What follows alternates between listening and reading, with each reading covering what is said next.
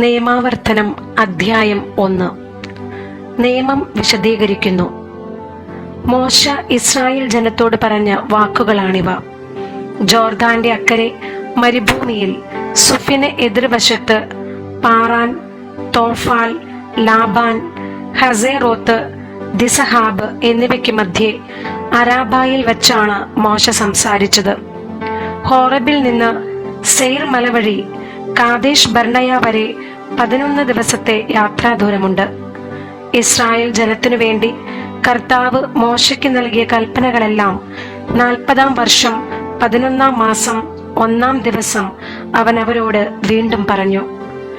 ഹെഷ്ബോണിൽ വസിച്ചിരുന്ന അമോര്യരുടെ രാജാവായ സീഹോനെയും എദ്രേയിൽ വെച്ച് അഷ്താരോത്തിൽ വസിച്ചിരുന്ന ബാഷാനിലെ രാജാവായ ഓഗിനെയും തോൽപ്പിച്ചതിന് ശേഷമാണിത്.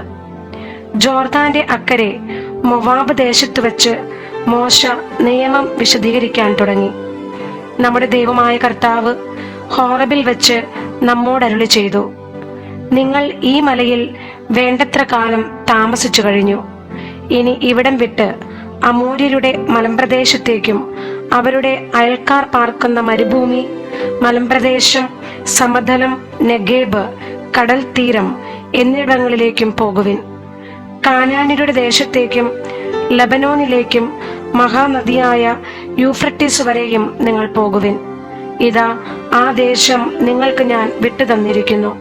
കർത്താവ് നിങ്ങളുടെ പിതാക്കന്മാരായ അബ്രാഹത്തോടും ഇസഹാക്കിനോടും യാക്കോബിനോടും അവർക്കും സന്തതികൾക്കുമായി നൽകുമെന്ന് വാഗ്ദാനം ചെയ്ത ദേശം ചെന്ന് കൈയടക്കുവിൻ. ന്യായാധിപന്മാരുടെ നിയമനം. അന്ന് ഞാൻ നിങ്ങളോട് പറഞ്ഞു, നിങ്ങൾ എനിക്ക് തനിയെ താങ്ങാൻ വയ്യാത്ത ഭാരമാണ്. നിങ്ങളുടെ ദൈവമായ കർത്താവ് നിങ്ങളുടെ എണ്ണം വർദ്ധിപ്പിച്ചിരിക്കുന്നു. നിങ്ങൾ ഇന്ന് ആകാശത്തിലെ നക്ഷത്രങ്ങൾ പോലെ സംഖ്യാതീതരായിരിക്കുന്നു. നിങ്ങളുടെ പിതാക്കന്മാരുടെ ദൈവമായ കർത്താവ് നിങ്ങളെ 1000 മടങ്ങ് വർദ്ധിപ്പിക്കുകയും അവിടുന്ന് വാഗ്ദാനം ചെയ്തിട്ടുള്ളതുപോലെ നിങ്ങളെ അനുഗ്രഹിക്കുകയും ചെയ്യട്ടെ. നിങ്ങളുടെ ഭാരങ്ങളും നിങ്ങളുടെ ഇടയിലെ കലഹങ്ങളും എനിക്ക് തനിയെ താങ്ങാനാവുമോ? നിങ്ങൾ അതത് ഗോത്രത്തിൽ നിന്ന് അറിവും വിവേകവും പക്വതയുമുള്ളവരെ തെരഞ്ഞെടുക്കുവിൻ. അവരെ നിങ്ങളുടെ അധിപന്മാരായി ഞാൻ നിയമിക്കാം. നീ നിർദ്ദേശിച്ച കാര്യം വളരെ നന്ന് എന്ന് നിങ്ങൾ അപ്പോൾ പറഞ്ഞു. അതുകൊണ്ട് ഞാൻ വിജ്ഞാനികളും പക്വമതികളുമായ ഗോത്രത്തലവന്മാരെ തെരഞ്ഞെടുത്ത് നിങ്ങളുടെ അധിപന്മാരാക്കി. 1000കളുടെയും 100കളുടെയും 50കളുടെയും 10കളുടെയും അധികാരികളായി അവരെ എല്ലാ ഗോത്രങ്ങളിലും നിയമിച്ചു. അക്കാലത്ത് ഞാൻ നിങ്ങളുടെ ന്യായാധിപന്മാരോട് കൽപ്പിച്ചു, നിങ്ങളുടെ സഹോദരരുടെ ഇടയിലുള്ള തർക്കങ്ങൾ വിചാരണ ചെയ്യുവിൻ. സഹോദരർ തമ്മിലോ പരദേശിയുമായോ ഉണ്ടാകുന്ന തർക്കങ്ങൾ കേട്ട് നീതിപൂർവം വിധിക്കുവിൻ. ന്യായം വിധിക്കുന്നതിൽ പക്ഷപാതം കാണിക്കാതെ ചെറിയവന്റെയും വലിയവന്റെയും വാദങ്ങൾ ഒന്നുപോലെ കേൾക്കണം. ന്യായവിധി ദൈവത്തിൻ്റെതാകയാൽ നിങ്ങൾ മനുഷ്യനെ ഭയപ്പെടേണ്ട.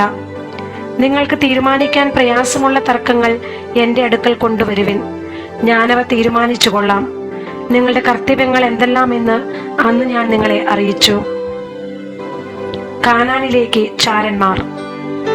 നമ്മുടെ ദൈവമായ കർത്താവിന്റെ കൽപ്പന അനുസരിച്ച് നാം ഹോറബിൽ നിന്ന് പുറപ്പെട്ട് അമോര്യരുടെ മലമ്പ്രദേശത്തേക്കുള്ള വഴിയെ നിങ്ങൾ കണ്ട വിശാലവും ഭയാനകവുമായ മരുഭൂമിയിലൂടെ യാത്ര ചെയ്ത് കാദേശ് ബർണയായിലെത്തി. അപ്പോൾ ഞാൻ നിങ്ങളോട് പറഞ്ഞു, നമ്മുടെ ദൈവമായ കർത്താവ് നമുക്ക് തരുന്ന അമോര്യരുടെ മലമ്പ്രദേശം വരെ നിങ്ങൾ എത്തിയിരിക്കുന്നു. ഇതാ, നിങ്ങളുടെ ദൈവമായ കർത്താവ് ഈ ദേശം നിങ്ങൾക്ക് തന്നിരിക്കുന്നു. നിങ്ങളുടെ പിതാക്കന്മാരുടെ ദൈവമായ കർത്താവിന്റെ ആജ്ഞയനുസരിച്ച് ചെന്ന് അത് കൈവശമാക്കുക. ഭയമോ പരിഭ്രമമോ വേണ്ട.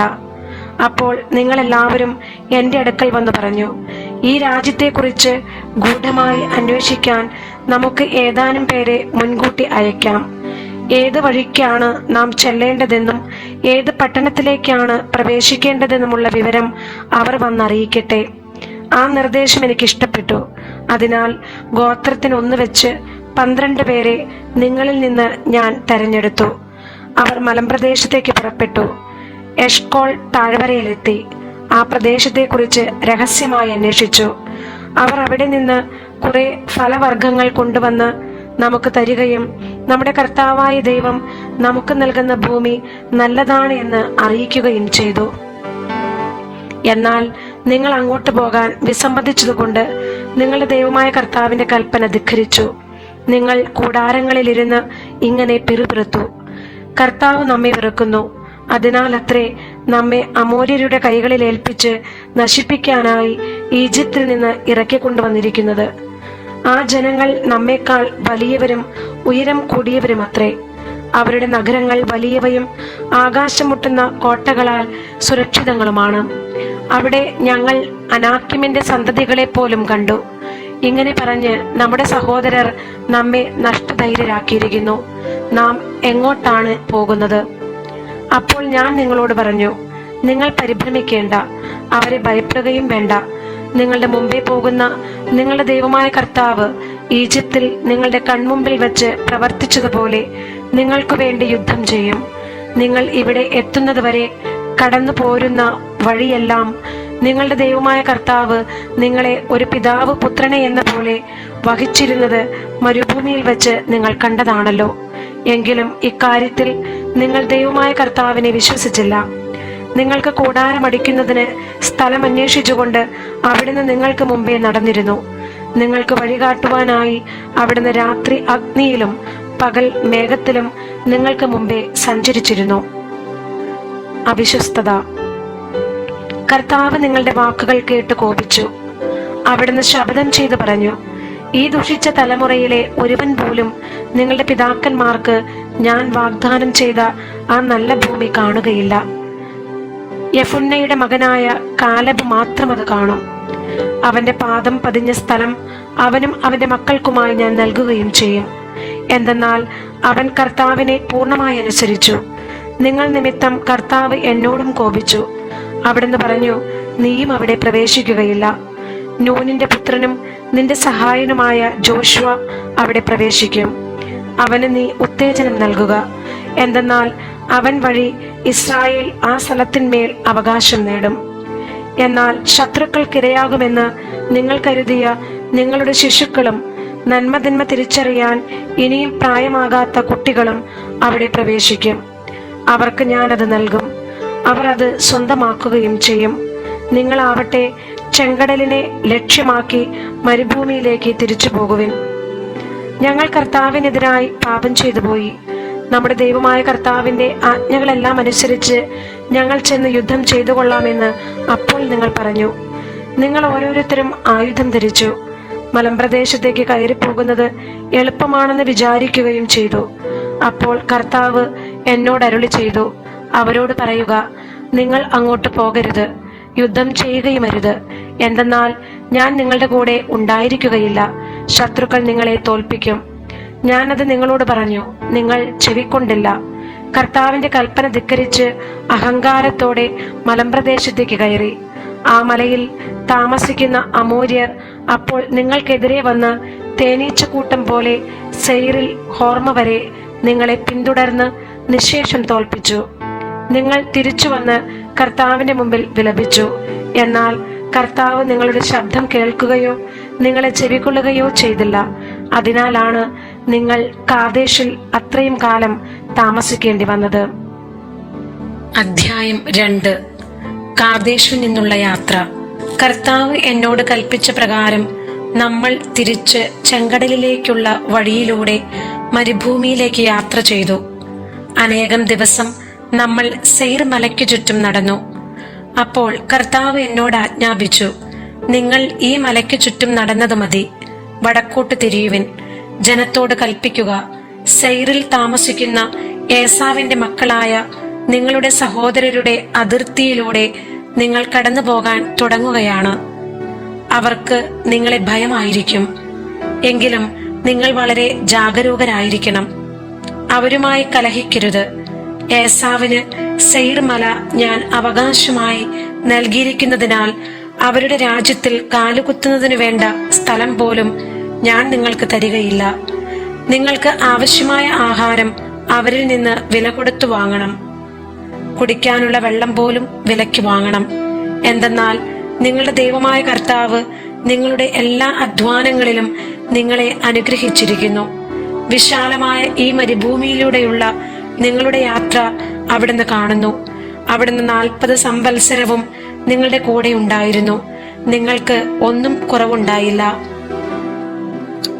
അതിനാൽ സെയിരിൽ താമസിക്കുന്ന ഏസാവിന്റെ മക്കളായ നമ്മുടെ സഹോദരരെ കടന്ന് എലാത്തിൽ നിന്നും എസിയോൻ ഗേബറിൽ നിന്നുമുള്ള അരാബ വഴിയിലൂടെ യാത്ര ചെയ്തതിനു ശേഷം നമ്മൾ തിരിഞ്ഞ് മൊവാബ് മരുഭൂമിയിലേക്ക് നീങ്ങി. അപ്പോൾ കർത്താവ് എന്നോട് അരുളി ചെയ്തു, മൊവാബിരെ ആക്രമിക്കുകയോ അവരോട് ശത്രുത കാട്ടി യുദ്ധത്തിന് ഒരുമ്പെടുകയോ ചെയ്യരുത്. അവരുടെ രാജ്യത്തിൽ നിന്ന് അല്പം പോലും നിങ്ങൾക്ക് ഞാൻ അവകാശമായി തരികയില്ല. എന്തെന്നാൽ ലോത്തിന്റെ മക്കൾക്ക് അവകാശമായി ഞാൻ നൽകിയിരിക്കുന്നതാണ് ആർ ദേശം. പണ്ട് ഏമ്യർ അവിടെ താമസിച്ചിരുന്നു. അനാക്കിമിനെ പോലെ വലുതും മഹത്തും അസംഖ്യവും ഉയരം കൂടിയതുമായ ഒരു ജനതയായിരുന്നു അവർ. അനാക്കിം വംശജരെ പോലെ അവരും റഫായിം എന്ന പേരിൽ അറിയപ്പെട്ടിരുന്നുവെങ്കിലും മൊവാബിർ അവരെ ഏമ്യർ എന്നാണ് വിളിക്കുന്നത്. ഹോര്യരും പണ്ട് സെയിരിൽ താമസിച്ചിരുന്നു. എന്നാൽ ഏസാവിന്റെ മക്കൾ അവരുടെ രാജ്യം കൈയടക്കുകയും അവരെ നശിപ്പിച്ച് അവിടെ താമസമുറപ്പിക്കുകയും ചെയ്തു. കർത്താവ് തങ്ങൾക്ക് അവകാശമായി നൽകിയ രാജ്യത്ത് ഇസ്രായേലിയർ ചെയ്തതുപോലെ തന്നെ. ഇപ്പോൾ എഴുന്നേറ്റ് സെറത്ത് അരുവി കടക്കുവിൻ. അതനുസരിച്ച് നാം സെറത്ത് അരുവി കടന്നു. നാം കാദേശ് ബർണായിൽ നിന്നും പുറപ്പെട്ട് സെറത്ത് അരുവി കടക്കുന്നത് വരെ സഞ്ചരിച്ച കാലം 38 വർഷമാണ്. അതിനിടയിൽ കർത്താവ് അവരോട് ശപഥം ചെയ്തിരുന്ന പ്രകാരം യുദ്ധം ചെയ്യാൻ കഴിവുള്ള മനുഷ്യരുടെ ഒരു തലമുറ മരണമടഞ്ഞിരുന്നു. എന്തെന്നാൽ അവർ പൂർണ്ണമായി നശിക്കുന്നതുവരെ കർത്താവിന്റെ കരം പാളയത്തിൽ വച്ച് അവരുടെ മേൽ പതിച്ചു. ജനങ്ങളുടെ ഇടയിൽ നിന്ന് യോദ്ധാക്കളെല്ലാം മരിച്ചു കഴിഞ്ഞപ്പോൾ കർത്താവ് എന്നോട് അരുളി ചെയ്തു, ഇന്ന് ആർപ്പട്ടണത്തിൽ വെച്ച് നീ മോവാബിന്റെ അതിർത്തി കടക്കാൻ പോവുകയാണ്. നീ അമ്മോന്റെ മക്കളുടെ അതിർത്തിയിൽ ചെല്ലുമ്പോൾ അവരെ ആക്രമിക്കുകയോ അവരോട് ശത്രുത പുലർത്തുകയോ അരുത്. എന്തെന്നാൽ അമ്മോന്റെ മക്കളുടെ ദേശത്ത് യാതൊരു അവകാശവും ഞാൻ നിനക്ക് തരികയില്ല. കാരണം അത് ഞാൻ ലോത്തിന്റെ മക്കൾക്ക് അവകാശമായി കൊടുത്തതാണ്. അതും റഫായിമിന്റെ രാജ്യമെന്നാണ് അറിയപ്പെടുന്നത്. പണ്ട് റഫായിം അവിടെ താമസിച്ചിരുന്നു. അമ്മോന്യർ അവരെ സാസുമ്മി എന്ന് വിളിക്കുന്നു. അനാക്കിമിനെ പോലെ മഹത്തും അസംഖ്യവും ഉയരം കൂടിയതുമായ ജനതയായിരുന്നു അത്. പക്ഷേ കർത്താവ് അമ്മോന്യരുടെ മുമ്പിൽ നിന്ന് അവരെ നശിപ്പിച്ചു കളഞ്ഞു. അവർ ആ രാജ്യം കൈയടക്കുകയും അവിടെ താമസമുറപ്പിക്കുകയും ചെയ്തു. സെയിരിൽ താമസിക്കുന്ന ഏസാവിന്റെ മക്കൾക്ക് വേണ്ടി കർത്താവ് ചെയ്തതുപോലെയാണിത്. അവിടുന്ന് ഹോര്യരെ അവരുടെ മുമ്പിൽ നിന്ന് നശിപ്പിക്കുകയും അങ്ങനെ അവർ ആ ദേശം കൈവശമാക്കുകയും ചെയ്തു. ഇന്നും അവർ അവിടെ പാർക്കുന്നു. അവീമരാകട്ടെ ഗാസ വരെയുള്ള ഗ്രാമങ്ങളിൽ താമസിച്ചിരുന്നു. എന്നാൽ കഫ്തോറിൽ നിന്ന് വന്ന കഫ്തോര്യർ അവരെ നശിപ്പിക്കുകയും അവിടെ താമസമുറപ്പിക്കുകയും ചെയ്തു. എഴുന്നേറ്റ് പുറപ്പെടുവിൻ, അർണോൺ അരുവി കടക്കുവിൻ. ഹെഷ്ബോണിലെ അമോര്യ രാജാവായ സീഹോനെയും അവന്റെ രാജ്യത്തെയും ഞാൻ നിങ്ങളുടെ കൈകളിൽ ഏൽപ്പിച്ചു തന്നിരിക്കുന്നു. പടവെട്ടി പിടിച്ചടക്കാൻ തുടങ്ങുവിൻ. ഇന്ന് ഞാൻ ആകാശത്തിന് കീഴുള്ള സകല ജനങ്ങളിലും നിങ്ങളെക്കുറിച്ച് ഭയവും പരിഭ്രമവും ഉളവാക്കാൻ തുടങ്ങുകയാണ്. നിങ്ങളെക്കുറിച്ച് കേൾക്കുമ്പോൾ അവർ ഭയന്ന് വിറയ്ക്കുകയും നിങ്ങളുടെ മുമ്പിൽ വിറങ്ങലിക്കുകയും ചെയ്യും. സീഹോന്റെ രാജ്യം കീഴടക്കുന്നു. അപ്രകാരം ഞാൻ കെദോമോത്ത് മരുഭൂമിയിൽ നിന്ന് ഹെഷ്ബോണിലെ രാജാവായ സീഹോന്റെ അടുത്തേക്ക് സമാധാന സന്ദേശവുമായി ദൂതന്മാരെ അയച്ചു. നിങ്ങളുടെ രാജ്യത്തിലൂടെ ഞാൻ കടന്നുപോയിക്കൊള്ളട്ടെ. വഴിയിലൂടെ മാത്രമേ ഞാൻ പോവുകയുള്ളൂ. ഇടംവലം തിരിയുകയില്ല. ഭക്ഷണവും കുടിക്കാൻ വെള്ളവും നിങ്ങളിൽ നിന്ന് ഞങ്ങൾ വിലയ്ക്ക് വാങ്ങിക്കൊള്ളാം. കാൽനടയായി കടന്നുപോകാൻ മാത്രം അനുവദിച്ചാൽ മതി. സെയിരിൽ താമസിക്കുന്ന ഏസാവിന്റെ മക്കളും ആറിൽ താമസിക്കുന്ന മൊവാബിരും എനിക്ക് വേണ്ടി ചെയ്തതുപോലെ ജോർദാൻ അക്കരെ ഞങ്ങളുടെ ദൈവമായ കർത്താവ് ഞങ്ങൾക്ക് നൽകുന്ന ദേശത്തേക്ക് കടന്നു പോകാൻ ഞങ്ങളെ അനുവദിക്കണം. എന്നാൽ ഹെഷ്ബോണിലെ രാജാവായ സീഹോൻ തന്റെ ദേശത്തിലൂടെ കടന്നു പോകാൻ നമ്മെ അനുവദിച്ചില്ല. എന്തുകൊണ്ടെന്നാൽ ഇന്ന് നിങ്ങൾ കാണുന്നത് പോലെ അവനെ നിങ്ങളുടെ കയ്യിൽ ഏൽപ്പിച്ചു തരാൻ വേണ്ടി നിങ്ങളുടെ ദൈവമായ കർത്താവ് അവന്റെ മനസ്സ് കഠിനമാക്കുകയും ഹൃദയം കർക്കശമാക്കുകയും ചെയ്തു. കർത്താവ് എന്നോട് അരുളി ചെയ്തു, ഇതാ, സീഹോനെയും അവന്റെ ദേശത്തെയും ഞാൻ നിനക്ക് ഏൽപ്പിച്ചു തരുന്നു. അവന്റെ രാജ്യം പിടിച്ചടക്കി സ്വന്തമാക്കാൻ ആരംഭിച്ചുകൊള്ളുക.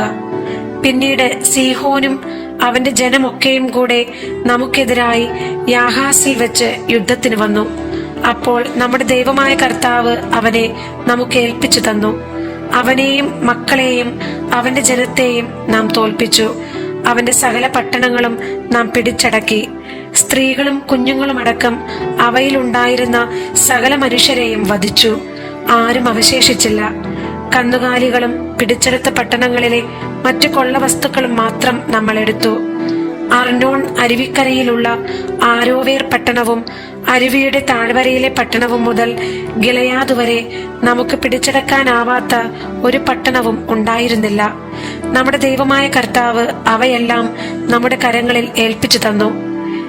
യാബോക്ക് നദിയുടെ തീരങ്ങളും മലനാട്ടിലെ നഗരങ്ങളും ഉൾക്കൊള്ളുന്ന അമ്മോന്യരുടെ രാജ്യത്തേക്കും നമ്മുടെ ദൈവമായ കർത്താവ് വിലക്കിയിരുന്ന ഒന്നിലേക്കും നിങ്ങൾ പ്രവേശിച്ചില്ല. അധ്യായം 3. ഓഗിനെ കീഴടക്കുന്നു. നമ്മൾ തിരിഞ്ഞ് ബാഷാനിലേക്കുള്ള വഴിയിലൂടെ കയറിപ്പോയി. അപ്പോൾ ബാഷാൻ രാജാവായ ഓഗും അയാളുടെ സകല ജനവും എദ്രയിൽ വച്ച് നമുക്കെതിരെ യുദ്ധം ചെയ്യാൻ വന്നു. എന്നാൽ കർത്താവ് എന്നോട് പറഞ്ഞു, അവനെ ഭയപ്പെടേണ്ട. എന്തെന്നാൽ അവനെയും അവന്റെ ജനത്തെയും രാജ്യത്തെയും ഞാൻ നിന്റെ കരങ്ങളിൽ ഏൽപ്പിച്ചിരിക്കുന്നു. ഹെഷ്ബോണിൽ താമസിച്ചിരുന്ന അമോര്യ രാജാവായ സീഹോനോട് നിങ്ങൾ ചെയ്തതുപോലെ ഇവനോടും ചെയ്യണം. അപ്രകാരം നമ്മുടെ ദൈവമായ കർത്താവ് ബാഷാൻ രാജാവായ ഓഗിനെയും അവന്റെ ജനത്തെയും നമ്മുടെ കരങ്ങളിൽ ഏൽപ്പിച്ചു തന്നു. നാം അവരെ നിശേഷം സംഹരിച്ചു കളഞ്ഞു. അവന്റെ എല്ലാ പട്ടണങ്ങളും അന്ന് നാം പിടിച്ചടക്കി. കീഴടക്കാത്ത ഒരു പട്ടണവുമില്ലായിരുന്നു. 60 പട്ടണങ്ങൾ ഉൾക്കൊള്ളുന്ന അർഗോബ് പ്രദേശമായിരുന്നു ബാഷാനിലെ ഓഗിന്റെ സാമ്രാജ്യം. ഉയർന്ന കോട്ടകളും വാതിലുകളും ഓടാമ്പലുകളും കൊണ്ട് സുരക്ഷിതമാക്കപ്പെട്ട പട്ടണങ്ങളായിരുന്നു അവ. ഇവയ്ക്ക് പുറമെ കോട്ടകളില്ലാത്ത അനേകം ചെറിയ പട്ടണങ്ങളും ഉണ്ടായിരുന്നു. അവയെല്ലാം നമ്മൾ നിശേഷം നശിപ്പിച്ചു. ഹെഷ്ബോണിലെ സീഹോനോട് നാം പ്രവർത്തിച്ചതുപോലെ ഓരോ പട്ടണവും പുരുഷന്മാരും സ്ത്രീകളും കുഞ്ഞുങ്ങളുമടക്കം നമ്മൾ നശിപ്പിച്ചു. എന്നാൽ പട്ടണത്തിലെ കന്നുകാലികളും കൊള്ളവസ്തുക്കളും നമ്മൾ എടുത്തു. ജോർദാന്റെ അക്കരെ അർണോൺ നദി മുതൽ ഹെർമോൺ മല വരെയുള്ള പ്രദേശം മുഴുവൻ 2 അമോര്യ രാജാക്കന്മാരിൽ നിന്ന് അന്ന് നമ്മൾ പിടിച്ചടക്കി. ഹെർമോണിനെ സിദോണിയർ സിറിയോൺ എന്നും അമോര്യർ സെനീർ എന്നും വിളിക്കുന്നു. സമതലത്തിലെ എല്ലാ പട്ടണങ്ങളും ഗിലയാദ് മുഴുവനും ബാഷാനിലെ ഓഗിന്റെ സാമ്രാജ്യത്തിലെ പട്ടണങ്ങളായ സൽക്കായും എദ്രയും വരെയുള്ള പ്രദേശവും നമ്മൾ പിടിച്ചെടുത്തു. റഫയും വംശത്തിൽ ബാഷാൻ രാജാവായ ഓഗ് മാത്രമേ അവശേഷിച്ചിരുന്നുള്ളൂ. അവന്റെ കട്ടിൽ ഇരുമ്പ് കൊണ്ടുള്ളതായിരുന്നു. അത് ഇന്നും അമ്മോന്യരുടെ റബ്ബായിലുണ്ടല്ലോ. സാധാരണ അളവിൽ 9 മുഴമായിരുന്നു അതിന്റെ നീളം, വീതി 4 മുഴവും. ജോർദാന് കിഴക്കുള്ള ഗോത്രങ്ങൾ. ഈ ദേശം അന്ന് നാം കൈവശമാക്കിയപ്പോൾ അർണോൺ നദീതീരത്തുള്ള അരോവേർ മുതൽ ഗിലയാദ് മലനാടിന്റെ പകുതി വരെയുള്ള പ്രദേശവും അവിടെയുള്ള പട്ടണങ്ങളും ഞാൻ റൂബന്റെയും ഗാദിന്റെയും ഗോത്രങ്ങൾക്ക് കൊടുത്തു. ഗിലയാദിന്റെ ബാക്കി ഭാഗവും ഓഗിന്റെ സാമ്രാജ്യമായിരുന്ന ബാഷാൻ മുഴുവനും അർഗോബ് പ്രദേശം മനാസയുടെ അർദ്ധഗോത്രത്തിന് ഞാൻ നൽകി. റഫൈമിന്റെ ദേശമെന്നാണ് ഇത് വിളിക്കപ്പെടുന്നത്. മനാസെ ഗോത്രജനായ യായിർ ഗഷൂറിയരുടെയും മാക്കത്യരുടെയും അതിർത്തി വരെയുള്ള അർഗോബ് പ്രദേശം കൈവശമാക്കി. അതിന് തന്റെ പേരനുസരിച്ച് ബാഷാൻ ഹബ്ബോത്ത് യായിർ എന്ന് പേർ കൊടുത്തു. അത് തന്നെയാണ് ഇന്നും അതിന്റെ പേര്. മാക്കീറിന് ഞാൻ ഗിലയാദ് കൊടുത്തു. ഗിലയാദ് മുതൽ അർണോൺ വരെയുള്ള പ്രദേശം റൂബന്റെയും ഗാദിന്റെയും ഗോത്രങ്ങൾക്ക് ഞാൻ കൊടുത്തു. നദിയുടെ മധ്യമാണ് അതിർത്തി. അമ്മോന്യരുടെ അതിർത്തിയിലുള്ള യാബോക്ക് നദി വരെയാണ് ഈ പ്രദേശം. ജോർദാൻ അതിർത്തിയായി അരാബായും കിന്നരത്ത് മുതൽ കിഴക്ക് പിസ്ഗ മലയുടെ ചരിവിന് താഴെ ഉപ്പുകടലായ അരാബക്കടൽ വരെയുമുള്ള സ്ഥലം അവർക്ക് കൊടുത്തു. അന്ന് ഞാൻ നിങ്ങളോട് ആജ്ഞാപിച്ചു, നിങ്ങളുടെ ദൈവമായ കർത്താവ് നിങ്ങൾക്ക് കൈവശമാക്കാനായി ഈ ദേശം നൽകിയിരിക്കുന്നു. നിങ്ങളിൽ ശക്തരായ എല്ലാ പുരുഷന്മാരും ആയുധധാരികളായി നിങ്ങളുടെ സഹോദരരായ ഇസ്രായേലരുടെ മുൻപേ പോകണം. എന്നാൽ നിങ്ങളുടെ ഭാര്യമാരും കുഞ്ഞുങ്ങളും കന്നുകാലികളും, നിങ്ങൾക്ക് ധാരാളം കന്നുകാലികളുണ്ടെന്ന് എനിക്കറിയാം, ഞാൻ നിങ്ങൾക്ക് നൽകിയിട്ടുള്ള പട്ടണത്തിൽ തന്നെ പാർക്കട്ടെ. കർത്താവ് നിങ്ങൾക്ക് തന്നതുപോലെ നിങ്ങളുടെ സഹോദരർക്കും വിശ്രമം നൽകുകയും ജോർദാന്റെ അക്കരെ നിങ്ങളുടെ ദൈവമായ കർത്താവ് അവർക്ക് നൽകുന്ന ദേശം അവരും കൈവശമാക്കുകയും ചെയ്യുന്നതുവരെ നിങ്ങൾ അവരുടെ മുമ്പേ പോകണം. അതിനുശേഷം ഞാൻ നിങ്ങൾക്ക് തന്നിട്ടുള്ള അവകാശത്തിലേക്ക് നിങ്ങൾക്ക് മടങ്ങിപ്പോകാം. അന്ന് ഞാൻ ജോഷായോട് കൽപ്പിച്ചു, ഈ 2 രാജാക്കന്മാരോട് നിങ്ങളുടെ ദൈവമായ കർത്താവ് ചെയ്തവയെല്ലാം നിങ്ങൾ നേരിട്ട് കണ്ടല്ലോ. അപ്രകാരം തന്നെ നിങ്ങൾ കടന്നു പോകുന്ന എല്ലാ രാജ്യങ്ങളോടും കർത്താവ് ചെയ്യും. അവരെ ഭയപ്പെടരുത്. എന്തെന്നാൽ നിങ്ങളുടെ കർത്താവായ ദൈവമായിരിക്കും നിങ്ങൾക്ക് വേണ്ടി യുദ്ധം ചെയ്യുന്നത്. മോശ കാനാനിൽ പ്രവേശിക്കുകയില്ല. അനന്തരം ഞാൻ കർത്താവിനെ വിളിച്ച് ഇപ്രകാരം അപേക്ഷിച്ചു, ദൈവമായ കർത്താവെ, അങ്ങയുടെ മഹത്വവും ശക്തമായ കരവും അവിടുത്തെ ദാസനെ കാണിക്കാൻ തുടങ്ങിയിരിക്കുന്നുവല്ലോ. ഇപ്രകാരം ശക്തമായി പ്രവർത്തി ചെയ്യാൻ കഴിയുന്ന ദൈവം അങ്ങയെപ്പോലെ സ്വർഗത്തിലും ഭൂമിയിലും വേറെ ആരുള്ളൂ? ജോർദാൻ അക്കരെയുള്ള ഫലഭൂയിഷ്ടമായ സ്ഥലവും മനോഹരമായ മലമ്പ്രദേശവും ലെബനോനും പോയി കാണാൻ എന്നെ അനുവദിക്കണമേ. എന്നാൽ നിങ്ങൾ നിമിത്തം കർത്താവ് എന്നോട് കോപിച്ചിരിക്കുകയായിരുന്നു. അവിടുന്ന് എന്റെ അപേക്ഷ സ്വീകരിച്ചില്ല. കർത്താവ് എന്നോട് പറഞ്ഞു, മതി, ഇക്കാര്യത്തെക്കുറിച്ച് ഇനി എന്നോട് സംസാരിക്കരുത്. പിസ്ഗായുടെ മുകളിൽ കയറി കണ്ണുകളുയർത്തി പടിഞ്ഞാറോട്ടും വടക്കോട്ടും തെക്കോട്ടും കിഴക്കോട്ടും നോക്കി കണ്ടുകൊള്ളുക. എന്തെന്നാൽ ഈ ജോർദാൻ നീ കടക്കുകയില്ല. ജോഷയ്ക്ക് നിർദ്ദേശങ്ങൾ നൽകുക, അവന് ധൈര്യവും ശക്തിയും പകരുക. എന്തെന്നാൽ അവൻ ഈ ജനത്തെ അക്കരയ്ക്ക് നയിക്കുകയും നീ കാണാൻ പോകുന്ന ദേശം അവർക്ക് അവകാശമായി കൊടുക്കുകയും ചെയ്യും.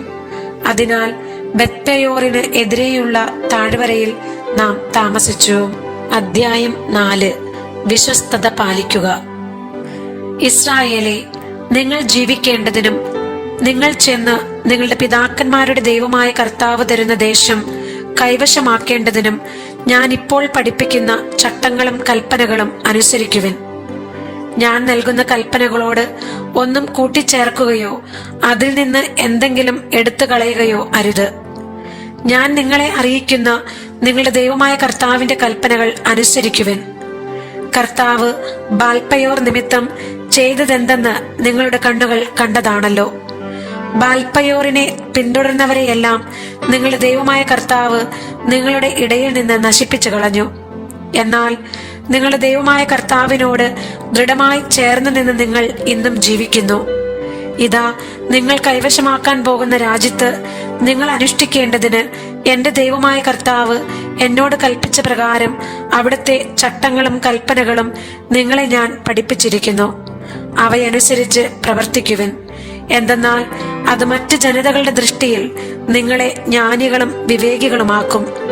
അവർ ഈ കൽപ്പനകളെപ്പറ്റി കേൾക്കുമ്പോൾ മഹത്തായ ഈ ജനത ജ്ഞാനവും വിവേകവുമുള്ളവർ തന്നെ എന്ന് പറയും.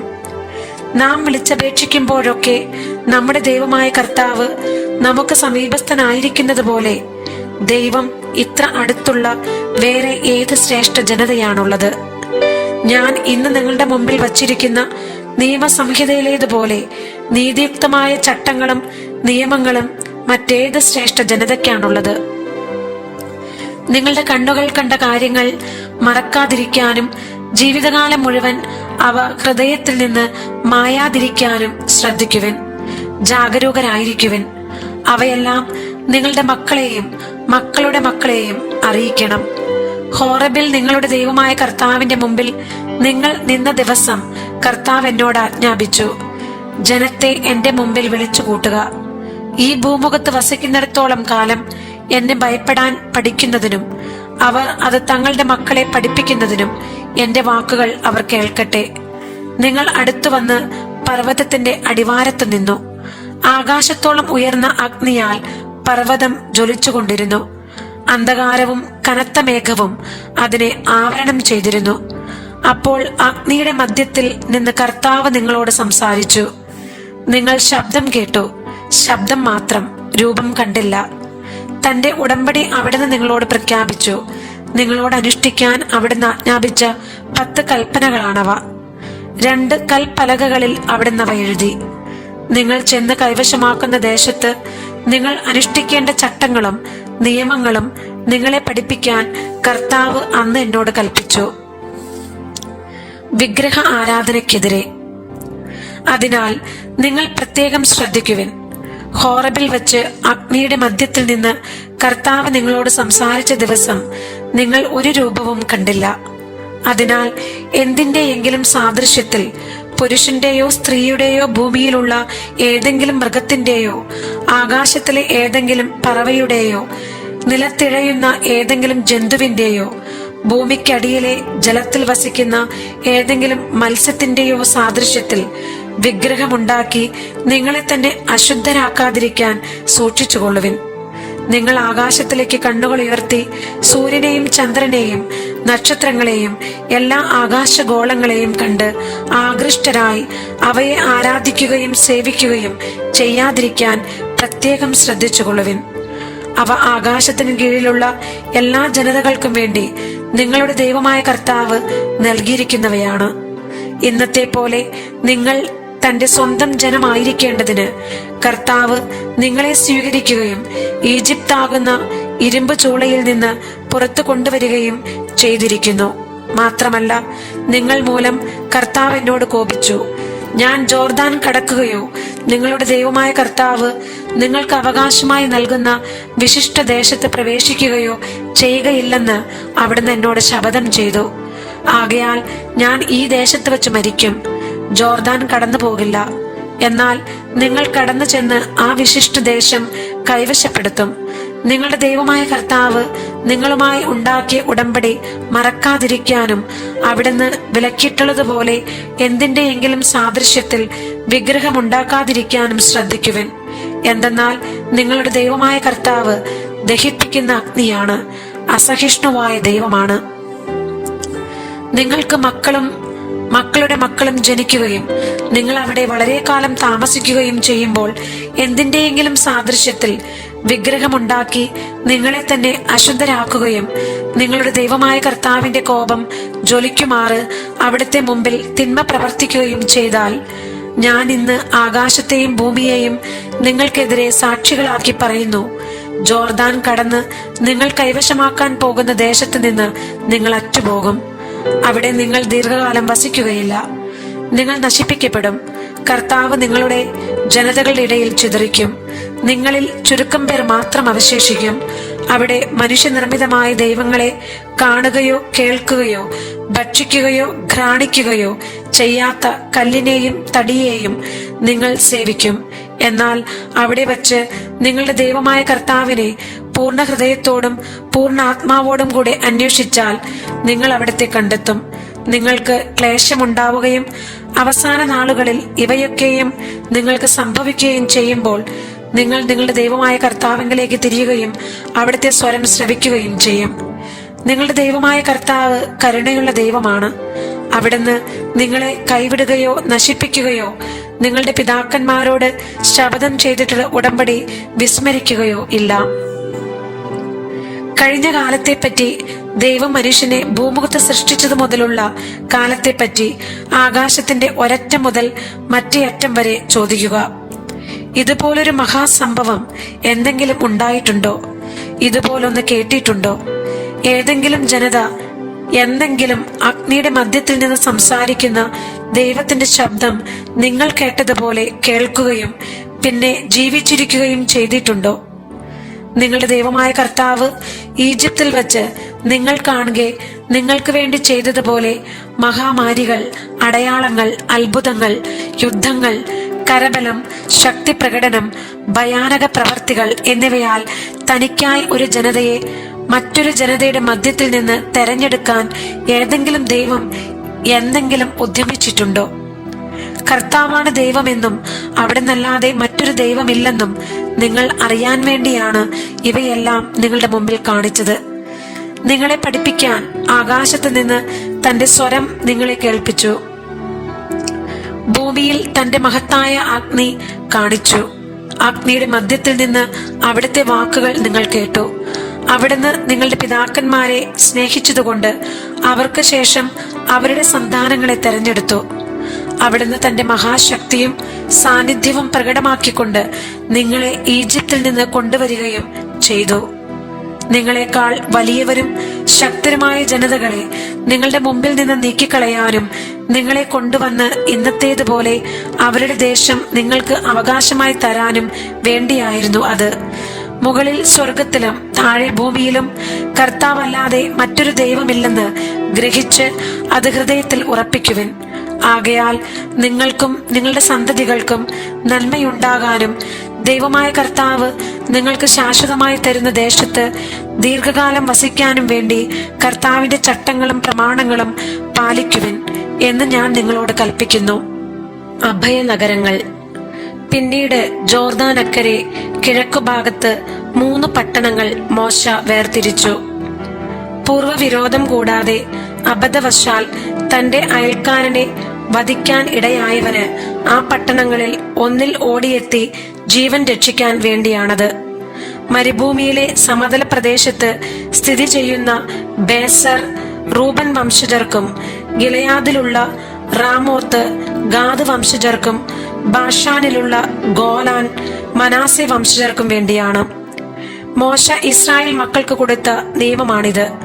ഈജിപ്തിൽ നിന്ന് പുറത്തു കടന്നതിനു ശേഷം കൽപ്പിച്ച അനുശാസനങ്ങളും ചട്ടങ്ങളും നിയമങ്ങളും.